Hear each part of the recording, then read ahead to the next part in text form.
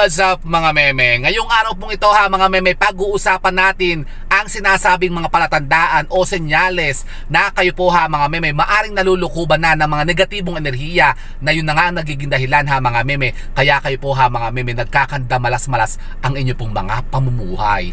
Ano yan? Yun na nga po ha mga meme. Kaya kung gusto nyo pong malaman kung ano pong mga sinasabing mga palatandaan na ito, ay panoorin nyo lamang po ang video kong ito. O siya, go mga meme!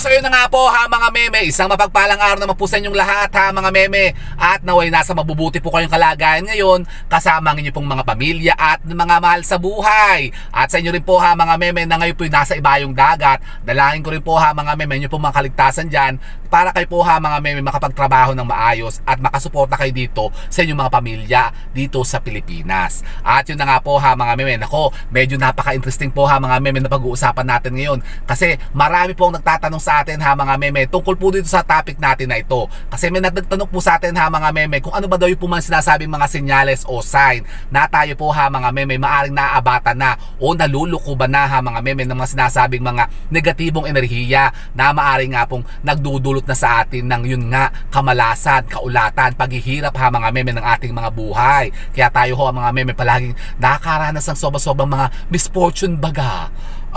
Ito po ha mga meme, yan, baka kayo po ha mga meme nararamdaman nyo na po ito kasi ito po ha mga meme negatibo pagka ito po ha mga meme naabatan po ninyo. Ano yung mga yan? At yun na nga po ha mga meme, tayo po yung naghanda ngayon ng mga list ha mga meme na sinasabi mga palatandaan na yan o senyales nga po ha mga meme ng mga negatibong enerhiya na yan na maaring lumulukob na sa inyo pong mga pagkatao.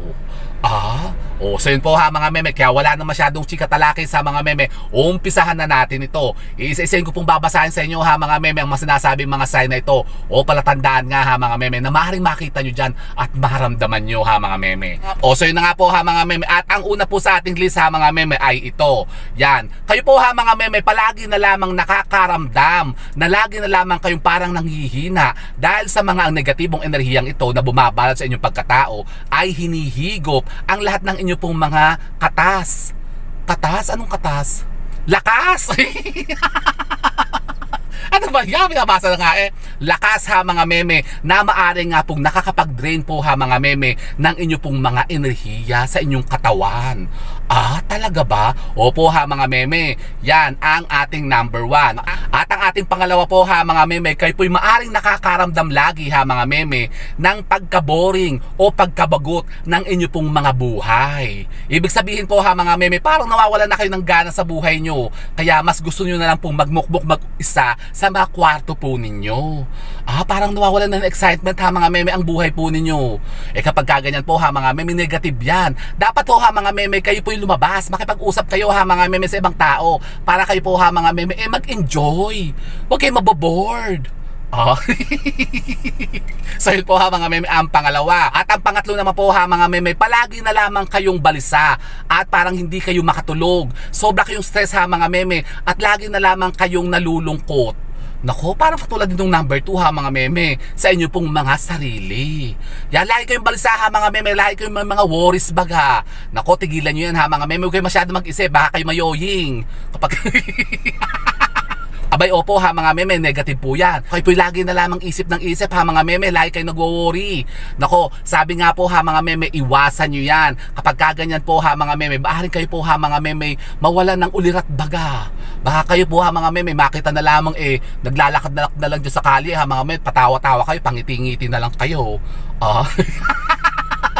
Kasi po ha mga meme, yan po nagiging dahilan kapag kayo po ha mga meme lagi na lamang nababalisa. Nako, kayo po ha mga meme maaring nalulukuban na ng mga negative energy na yan. Kaya iwasan nyo yan ha mga meme, kontrahin nyo yan. At ang ating pong pang-apat ha mga meme, parang lagi na lamang kayong nawawalan ng konsentrasyon sa inyo pong mga ginagawa. Wala ka lagi sa focus ha mga meme, kaya madalas wala kang natatapos na gawain at apektado na ang iyong productivity. Nako, bad yan ha mga meme kapag halimbawa kayo pinasa trabaho tapos hindi kayo makapag-concentrate sa trabaho nyo. Nako, wala na kayo matatapos ha mga meme. Pagkagalitan kayo ng mga amo nyo, ng mga boss nyo ha mga meme, baka kayo masampigan noon.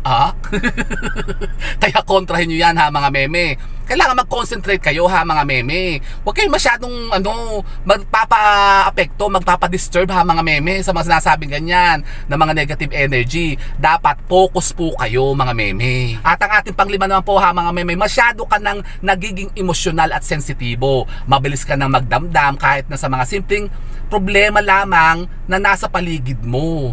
Naku, yung palagi na lang parang yun nga, yung parang lagi na lang stress, ganyan, sobrang emotional. O so ito ha mga meme, negative din pala yun. Yung palagi kayo po ha mga meme, para pakiramdam nyo lagi kayong napaka-emotional, sensitive ha mga meme, konting problema lamang nguy-nguy na kayo ng nguy-nguy. Tapos halimbawa kayo pinanonood lang ng mga Korean novela o yung mga drama-drama sa TV, kayo naapektuhan agad. Lagi nyo nire-relate ang sarili nyo sa napanood nyo. Tapos kayo po yun na nga, ma-stress na. Negative po yun ha mga meme, kaya iwasan nyo po yan. Huwag kayo masyadong sensitive at emotional. So yun po ha mga meme, ang ating panglima. At ang ating pong pang-anim ha mga meme, madalas ka nang mainggit sa iyong mga kapwa at lagi kang insecure. Pakiramdam mo'y lagi kang nalalamangan ng iba, kaya lagi mong ikinukumpara ang iyong sarili sa kanila. Nako, ayan po ang masama ha mga meme, kapag naramdaman nyo na yan na lagi na lamang kayo parang nai-insecure. Yan, mainggit na kayo ha mga meme sa kapwa ninyo, kasi i-compare nyo ang sarili nyo sa kanila. Sabihin nyo, bakit siya ang ganda, bakit ako ganito ang pangit? Bakit siya nakakabili ng gano'n, bakit ako parang eto lang, ganito lang. Sasabihin nyo lagi sa sarili nyo, parang kulang kayo ha mga meme. Kasi nga na-insecure na kayo kasi kayo po'y nababalutan na ng negative energy. Parang nawawalan na kayo ng kumpiyansa sa sarili nyo, tapos kayo po'y lagi na lamang nainggit sa kapwa. Bad po yun ha mga meme, kaya tanggalin nyo yan, kontrahin nyo yan ha mga meme. Kasi ang inggit po, isa po yan sa mga meme sa pinakamasamang ugali ng tao, kapag kayan po ha mga meme namutawi na sa inyo. Nako, wala pong maidudulot na kabutihan yan sa inyo ha mga meme, ibubulid lang po kayo na sa kasamaan kapag kayo po ha mga meme palagi na lang nainggit sa kapwa ninyo. Kaya tigilan nyo yan ha mga meme. At ang ating pong pangpito ha mga meme ay ito: lahat ng tao ay lagi na lamang pinagdududahan mo at pakiramdam mo'y gagawa sila ng masama sa iyo, kaya apektado na ang relasyon nyo at pakikitungo nyo sa iba. Kapag kaganyan, parang nawawala na yung trust kasi ha mga meme. Diba, pakiramdam nyo lagi na lamang kayong parang gagawa ng masama, tatry rin kayo. Halimbawa, kukunin ng pera nyo, sasabihin nyo, naku, baka kunin itong pera ko, o baka kunin ito yung payong ko, baka itulak ako nito sa bangin. Ganun, nawawala na kayo ng kumbaga parang trust sa ibang tao. Lagi kayong nagdududa sa kanila.